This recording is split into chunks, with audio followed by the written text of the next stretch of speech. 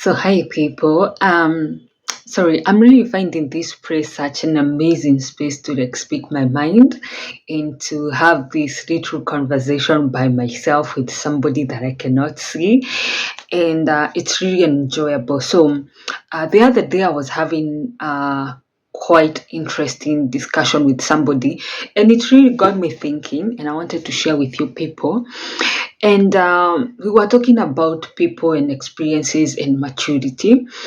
And for me, I felt like, or rather, what I was telling this person is like, if somebody wants to come off as a mature person, right, as somebody who can be able to carry themselves, I am now in recent times getting very interested in understanding where's your maturity coming from, because I don't want to say that the more you live in this world, or rather the older you are, the more mature you are. I don't want to say that because I don't think that is correct.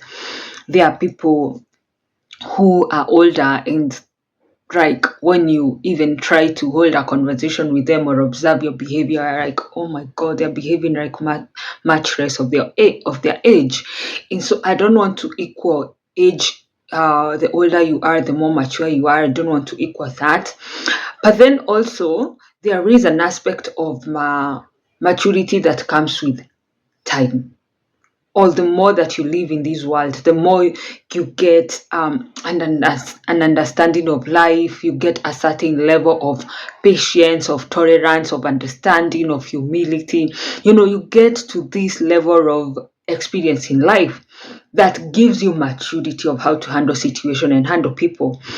But then on the other side, there are people who come off as mature because they were matured early by the things they went through. For example, if you went through trauma, and if you're in a traumatic environment growing up, you can come off as a mature person because, like, the environment that you were in taught you of a way to behave, to act, to talk, and to be, right? And it doesn't mean that that is a state in which you are. It was just a coping mechanism that you formed. And so to somebody, that can come off as maturity.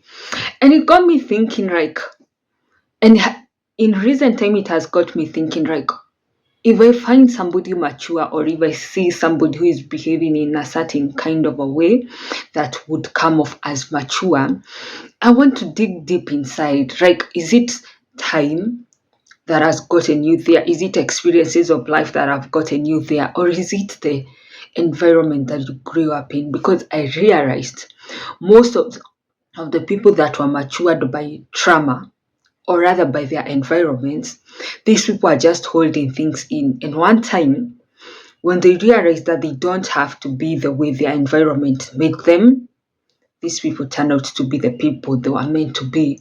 And to a point, they can, try to bring out that pain and anger and all that bottling in of issues that they had to somebody. So I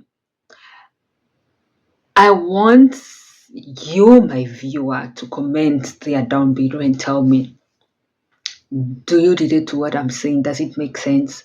And when we were having that conversation with my friend, I was actually telling my friend um, an example of somebody who was matured by trauma, and so they might not necessarily be mature, is, let's say, for example, you grew up in a very abusive environment, like physically abusive, or like a home that had domestic violence.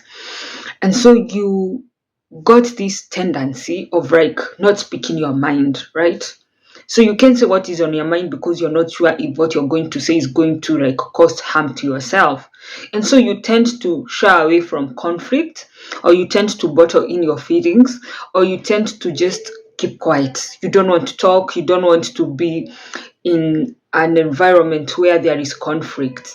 So you find somebody coming off as, when you speak your mind, maybe you on the other side, you are somebody who likes to speak their mind, and you're not afraid, and so like you can say what you're feeling without the fear of anything.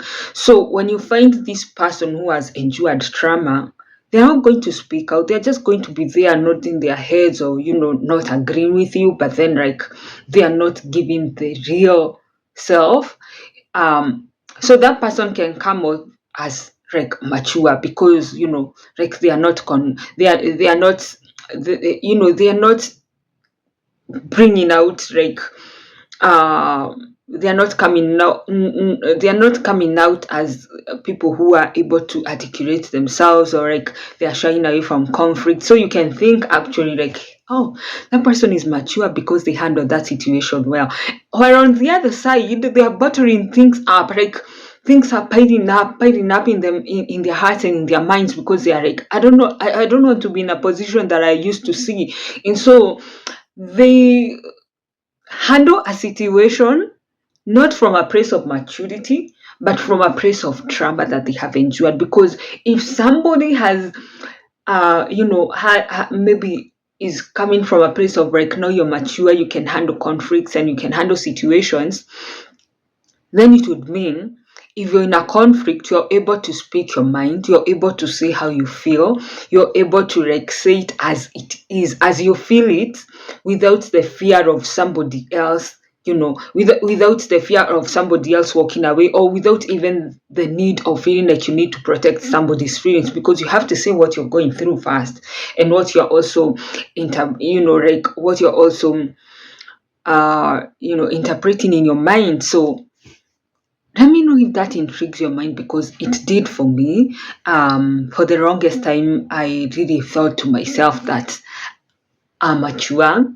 I'm mature even now, like I can hold a very mature conversation, but then I realized some of the maturity tendency I used to see in myself would come from a place of trauma, of like you have to grow up and you have to be in a certain way.